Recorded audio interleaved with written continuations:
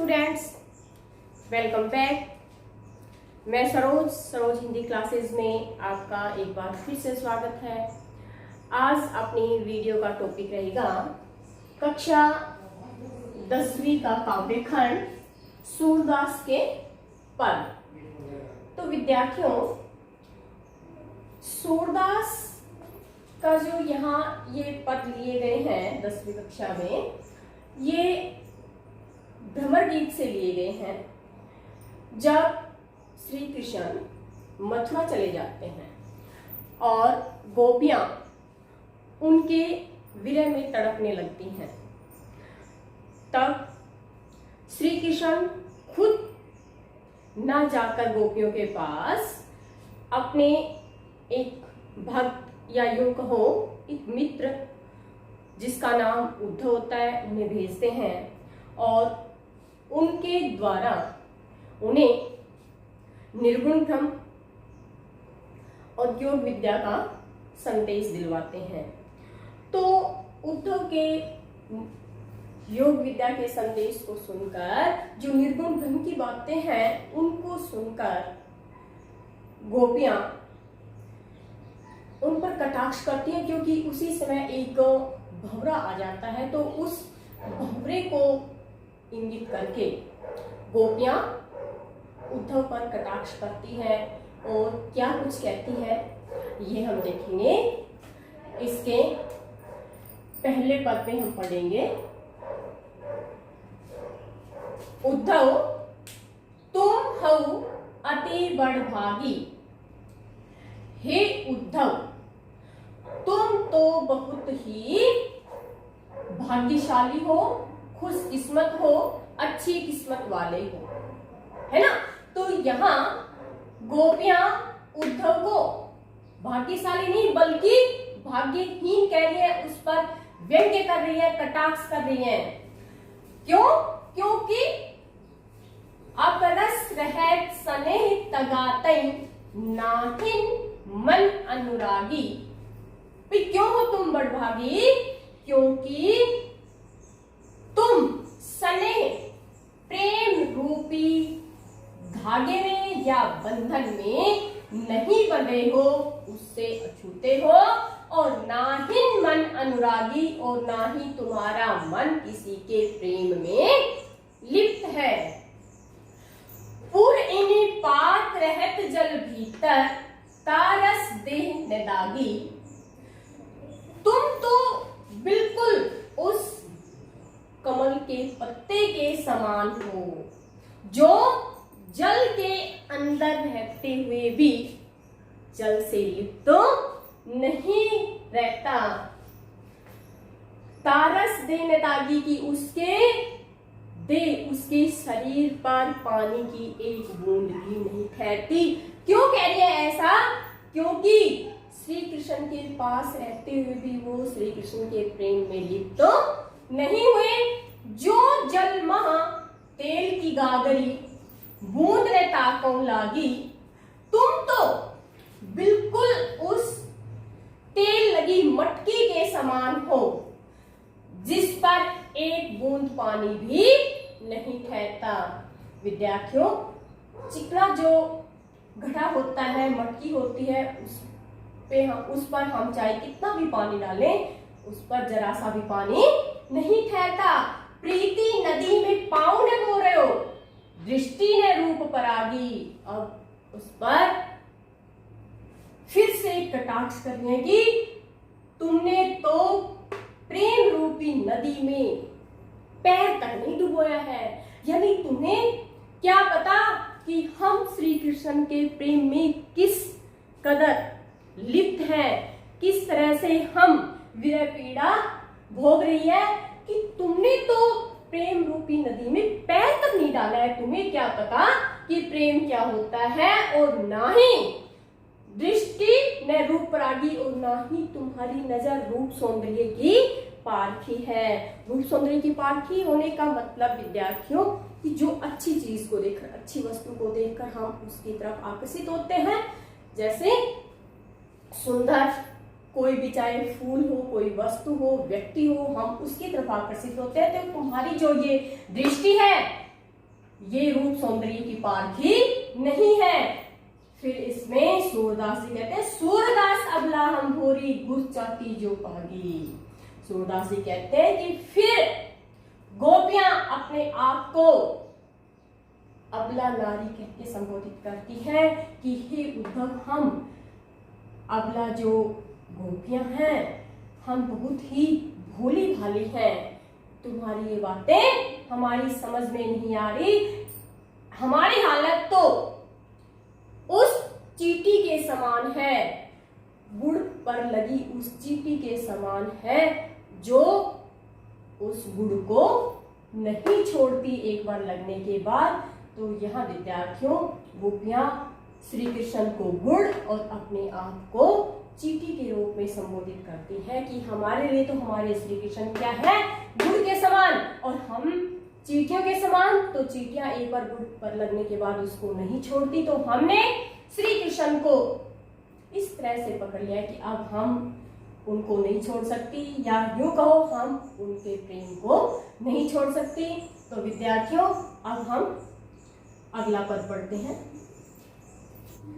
अब ये दूसरा पद पढ़ते हैं। मन की मन ही मांझ रही, कहिए जाई कौन पई उद्धव नाही परत कही। इसमें गोपियां उद्धव से अपने पीड़ा के बारे में, अपनी मन की जो उनकी उलझन है उसके बारे में कह रही है कि हे उद्धव, हमारे मन की बात तो हमारे मन में ही दबी रह गई, हमारे समझ में नहीं आ रहा कि हम अपने मन की पीड़ा को, हम अपनी इस दुविधा को किसके सामने कहें।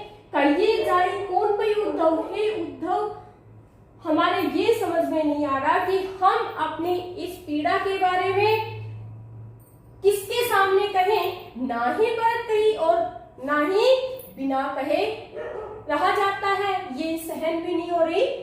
अवधि आधार आस आवन की, तन मन बिथा सही, प्रभु के आने के समय को आधार बनाकर कि श्री कृष्ण जी आएंगे, इतना समय हो गया, इतने समय के बाद आएंगे, तो उस समय को, आने वाले समय को अपना आधार बनाकर उस आस पर हम अपने तन मन की, शरीर की और मन की शारीरिक व मानसिक जो हमारी ये पीड़ा है इसको हम सहन कर रही थी। लेकिन अब इन जोग संदेश सुनी बिरहिनी बिरह दही, लेकिन अब आप जो हमें ये योग का संदेश दे रहे हैं, आपके योग संदेश की बातों को सुन सुनकर हमारी विरह रूपी जो अग्नि है वो और भड़कने लग गई, और भड़क उठी और तेज हो गई। चाहती हूती गुहार जितैते उत तई धार बही। हे उद्धव, हम अपनी इस पीड़ा, अपने इस दुख के प्रति जहां भी फरियाद करते हैं, जिस तरफ भी गुहार लगाती हैं, इसके लिए, इसकी शांति के लिए, इसको शांत करने के लिए हम जहां भी गुहार लगाती है, अर्थात जब भी हम किसी के सामने इसका जिक्र करते हैं तो उत्तरी धार बही, वहीं से धार बहना शुरू, अर्थात हमारी ये पीड़ा और तेज हो जाती है। सूरदास अब धीर धरें क्यों मर्यादा न लही। सूरदास जी कहते हैं कि गोपियां उद्धव से कहती हैं कि हे उद्धव, अब हम ही धैर्य धारण क्यों करें, हम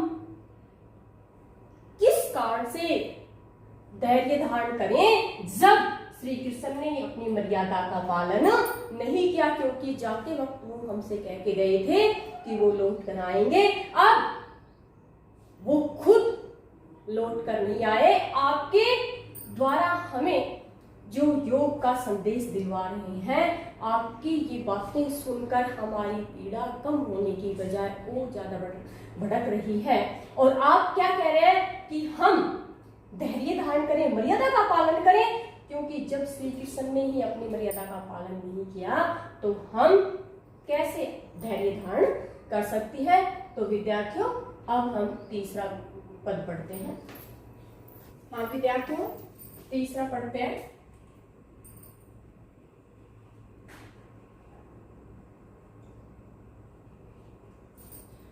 हमारे हरी हारिल की लकड़ी, मन क्रम वचन नंद नंदन उर, यह दृढ़ करी पकड़ी। अब इस पद में गोपियां उद्धव से बताती हैं कि हे उद्धव, हमारी स्थिति कैसी है, हमारी हालत तो बिल्कुल इस तरह से हो चुकी है कि हम श्री कृष्ण के बिना नहीं रह सकते, और आप हमें क्या कह रहे हैं कि हम उनको भूलकर निर्गुण ब्रह्म का संदेश लें। तो देखिए, हमारे हरी हारिल की लकड़ी, हे उद्धव, हमारे लिए तो हमारे प्रभु श्री कृष्ण क्या है, उस हारिल पक्षी की लकड़ी के समान है। क्यों? क्योंकि जो हारिल पक्षी होता है विद्यार्थियों, वो अपने पंजों में जिस लकड़ी को दबाए बैठा रहता है तो उसको उड़ते समय भी नहीं छोड़ता, वो अपने पंजों में दबाए रखता है। तो हम क्या है, हारिल पक्षी के समान, और हमारे प्रभु श्री कृष्ण हमारे लिए उस हारिल पक्षी की लकड़ी के समान, अर्थात हम उन्हें नहीं भूल सकते। मन क्रम वचन नंद नंदन उर, क्योंकि हमने तो मन से, कर्म से और वचन से नंद बाबा के पुत्र अर्थात श्री कृष्ण को अपने हृदय में बसा लिया है, और यह दृढ़ करी पकड़ी, उनको इतना दृढ़ता पूर्वक पकड़ लिया है कि अब उन्हें नहीं छोड़ सकती या उन्हें नहीं भूल सकते। जागत सोवत स्वपन दिवस निसी, कान्हा कान्हा जकरी, कि अब तो श्री कृष्ण हमारे हृदय में इस तरह से बस चुके हैं कि हम जागते सोते, यहाँ तक सपने में भी दिन रात हमारा जो मन है ये कान्हा कान्हा ही जप लगाए रहता है, अर्थात उन्हीं को याद करता रहता है। सुनत जोग लागत है ऐसा जो करुई ककरी, आपके द्वारा जो योग का संदेश हमें दिया जा रहा है, तो हमारे लिए ये योग संदेश ऐसा है जैसे कड़वी ककड़ी हो, हमें इसमें कोई रस नहीं आ रहा, बल्कि हमें तो ये कड़वी ककड़ी के समान लगता है। सूतो व्याधि हम कौ ले आए, देखी सुनी न करी। हे उद्धव, आप तो हमारे लिए एक ऐसी बीमारी ले आए, ऐसा रोग ले आए जिसके बारे में ना हमने कभी देखा, न सुना और ना होगा। यह तऊ सूरत नहीं ले सौंपो, जिनके मन सकरी। अब सूरदास जी कहते हैं कि गोपियां उद्धव से कह रही है कि हे उद्धव, ये जो योग विद्या का संदेश आप हमें दे रहे हैं ना, ये तो आप उन लोगों को सौंपो, उन्हें दो जिनका मन चक्री के समान इधर उधर घूमता है, अर्थात जो एक प्रभु की भक्ति नहीं करते, जिनका मन डोलता रहता है। तो अब हम पढ़ते हैं अपना चौथा पद। हाँ तो विद्यार्थियों, चौथा पद पढ़ते हैं। हरि है राजनीति पढ़ी आए, समुझी बात कहत मधु करके, समाचार सब पाए। विद्यार्थियों, इसमें गोपियां उद्धव से कह रही हैं कि हे उद्धव, हमें लगता है कि हमारे प्रभु श्री कृष्ण ने तो राजनीति शास्त्र पढ़ लिया है, अब उन्हें उल्हाना दे रही है, उनसे शिकायत कर रही है कि हमारे प्रभु ने तो राजनीति शास्त्र पढ़ लिया है, राजनीति की कुछ ज्यादा ही बातें जान ली हैं। और ये हमें कैसे पता चला? समाचार समुची बात कहत मधुकर के, मधुकर उसको भंवरे के रूप में बता रही है ना कि आपके द्वारा जो हमें संदेश दिया, योग विद्या का जो संदेश, इसको सुनकर हमें सब कुछ पता चल गया, हमें ये समाचार पता चल गया कि हमारे प्रभु श्री कृष्ण को ज्यादा ही राजनीति आ गई है, वो तो राजनीति में कुछ ज्यादा ही पारंगत हो गए हैं। एक अति चतुर होते पहले ही अब गुरु ग्रंथ पढ़ाए।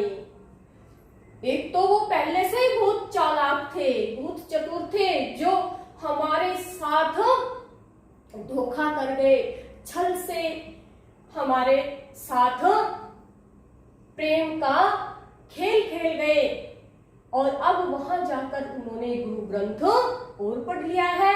बड़ी बुद्धि जानी जो उनकी, जोग संदेश पठाए। और जो उन्होंने अब हमारे लिए ये योग का संदेश भेजा है ना, इसको सुनकर तो हमें क्या लगता है कि उनकी कुछ ज्यादा ही बुद्धि बढ़ गई है, अर्थात वो कुछ ज्यादा ही बुद्धिमान बन गए हैं। उद्धव भले लोग आगे के, परहित डोलक धाये। हे उद्धव, पहले के लोग, पुराने समय के जो लोग थे वो बहुत ही भले होते थे, अच्छे इंसान होते थे। क्यों? क्योंकि जो दूसरे के हित के लिए घूमते फिरते थे। अब अपने मन फेर पाइए, चलत जू होते चुराए। श्री कृष्ण यही चाहते हैं ना कि हम उन्हें भूल जाएं। तो आप उनसे कहना कि हमें हमारा मन वापस चाहिए, जो वो चलते समय हमसे चुरा कर ले गए थे। हमसे हमारा दिल जो जाते समय वो चुरा ले गए थे, वो हमें वापस चाहिए। ते क्यों अनीति करें आपुन, जय और अनीति छुड़ाए। और फिर नाराज होकर कहती है कि हे उद्धव, वो श्री कृष्ण जो दूसरों को अन्याय से बचाते हैं, दूसरों को अनीति से छुड़ाने वाले हैं, दूसरों के साथ न्याय करने वाले हैं, तो वो खुद अन्याय क्यों कर रहे हैं हमारे साथ। राजधर्म तो यही सूर जो प्रजा ने जाहिस्ताए। फिर सूरदास जी कहते हैं कि गोपियां उद्धव से कहती है कि हे उद्धव, राजधर्म तो ये होता है क्या कि प्रजा किसी भी प्रकार से दुखी ना हो। एक राजा का क्या कर्तव्य होता है, क्या धर्म होता है कि वो अपनी प्रजा का ध्यान रखे, उसके सुख दुख का ध्यान रखे, ना कि उसे सताए। और यहाँ तो हमारे जो प्रभु श्री कृष्ण जी हैं वो ही हमारे साथ अन्याय कर रहे हैं, वही हमें सता रहे हैं। तो विद्यार्थियों, ये हमारे चारों जो पद है ये आप ढंग से पढ़ेंगे, अपनी नोटबुक में लिखेंगे, और ऐसी वीडियो आगे आपको मिलती रहे, इसके लिए आप इस चैनल को सब्सक्राइब जरूर करेंगे, ठीक है, और लाइक शेयर तो करेंगे। हाँ, जहां आपको कोई दिक्कत हो, जहां ना समझ में आए या अपने व्यूज देने हो, तो विद्यार्थियों कमेंट जरूर करें। आज के लिए इतना ही, धन्यवाद। निकेतन, हाँ, लेसन लगा दे।